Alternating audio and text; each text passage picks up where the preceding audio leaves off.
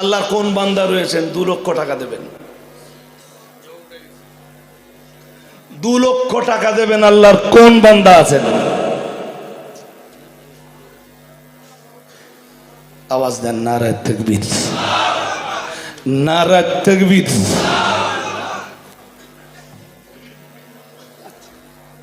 নাম বলছি না, নাম না বলে বলছি।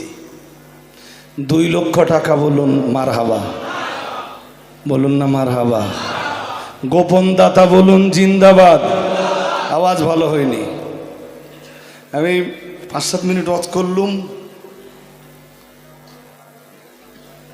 খুব বেশি গরম তো এখনো হয়নি।